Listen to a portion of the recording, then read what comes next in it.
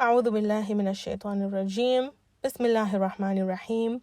Assalamu alaikum wa rahmatullahi wa barakatuh. My name is Gulamhusein. I am a registered psychologist and the founder of TsaZesh.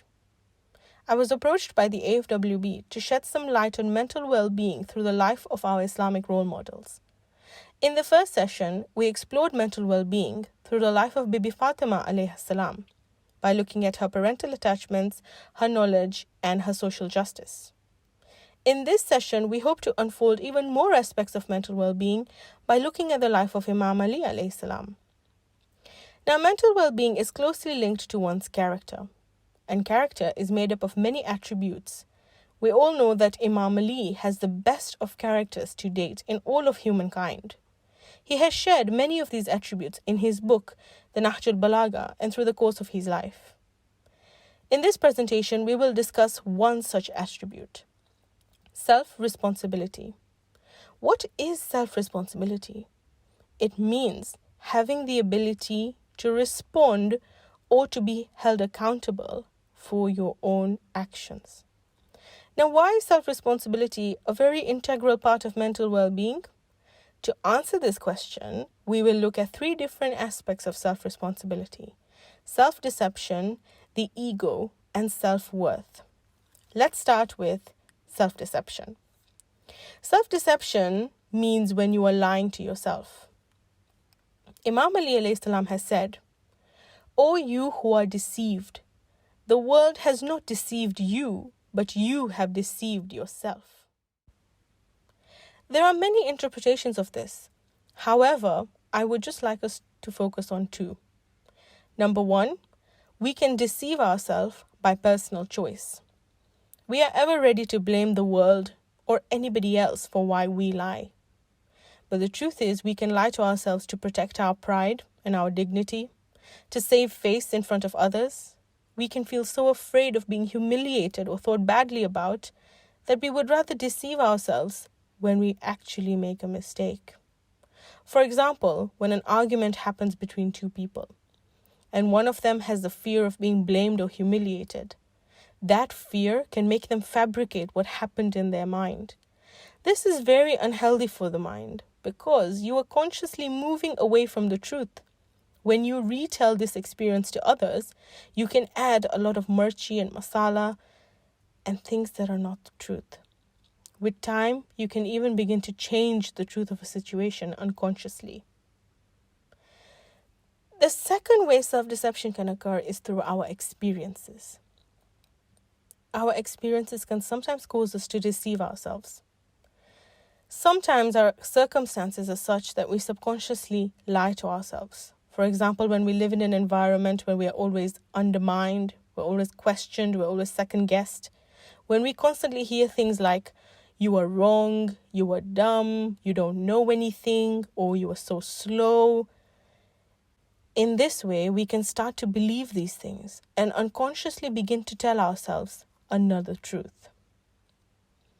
Now, Imam Ali alayhi salam has also said that honesty saves you, even if you fear it. When we realize our self-deceptive nature, we have to move towards honesty. The truth can be a very scary thing, and admitting this to ourselves is even more difficult. But this is what it means to be self-responsible, to protect us from mental destruction. The moment we start being honest with ourselves, we will begin to notice an improvement in our mindset and the mindset of those around us. This is because what we tell ourselves creates a domino effect. If we deceive ourselves, then we are not only moving away from mental well-being, but we can also deceive those around us. However, if we choose to be honest with ourselves and stick to the truth, then we are giving preference to our mental well-being, and that translates positive to the people around us. Remember, we are responsible for our thoughts, and our thoughts are what translate into action. A famous Christian historian and philosopher has said, in various phases and periods of his life, Imam Ali exhibited the marvelous strength of body and mind, which were due to his true faith in religion and his sincere belief in truth and justice. The second aspect of self-responsibility that we will be looking at is having an ego or being egotistical. Imam Ali alayhi salam has said, self-conceit poisons the mind and impedes progress. Self-conceit simply means having an ego or being arrogant. And this arrogance can prevent us from, number one, being responsible for ourselves. That is, our thoughts, our actions, and our weaknesses. If we don't believe that we can actually make mistakes or have failures to learn from, then we can never work on those parts of ourselves and progress in our lives. And in turn, we will not be motivated to strive to better ourselves or to seek knowledge or even admit that we have a problem. When we are arrogant, we can't even focus on our spirituality or our faith because we fail to accept that we are flawed, that we are human. Arrogance can also prevent us from being responsible for others. It can prevent us from being accountable for those things that are under our care, such as family, education, and self-development. Further than that, it can also affect the way that we deal with people. If we think of someone as beneath us or as a burden, then we will not treat them the way that they deserve to be treated. But everyone deserves to be treated with kindness and respect, regardless of their position or their status. And in these few ways, arrogance can affect our mental well-being negatively. One day, Imam Ali alayhi salam went to buy some dates for his family. And on the way back, he received many offers from people who wanted to help him. He refused them by saying, "Whosoever is responsible for looking after his children has the bigger responsibility of carrying the burden himself." In this way, he was trying to say that we cannot burden others with what we are responsible for. Self-responsibility can only be attained when we remove this arrogance from our lives and embrace humility. By being humble, we are accepting our status in the eyes of Allah subhanahu wa ta'ala. And this is the status of being ashraful makhluqat, the best of creations. In this way, we are making a conscious effort and choice to be responsible for how we treat ourselves and how we treat others. The third aspect of self-responsibility that we will explore is self-worth. Self-worth simply means how we think or feel about ourselves in life. In other words, it is our self-esteem.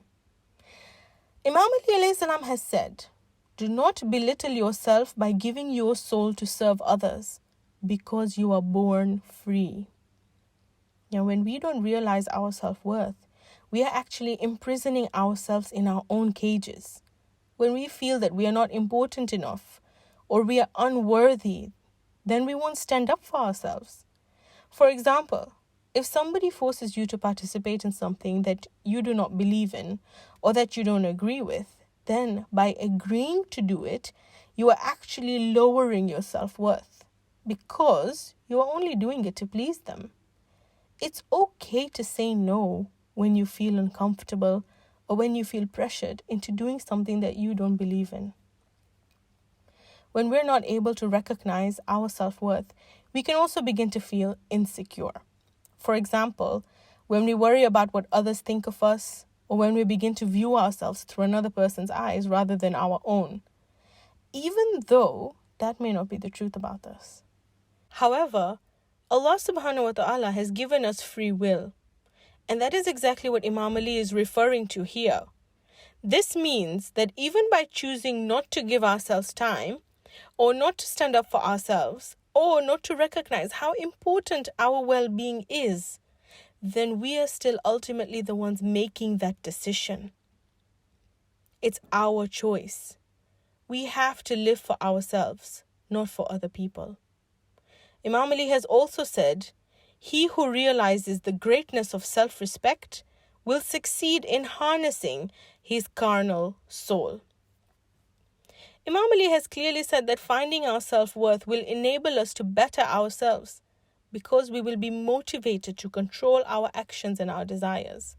If we don't value ourselves, then we'll start being dishonest with ourselves, feeling insecure, and preventing ourselves from building a strong character and bettering our mental well-being. There is a lot of evidence to show that religion and spirituality can actually aid us in having a good mental state. Thus, mental well-being and religion are closely intertwined.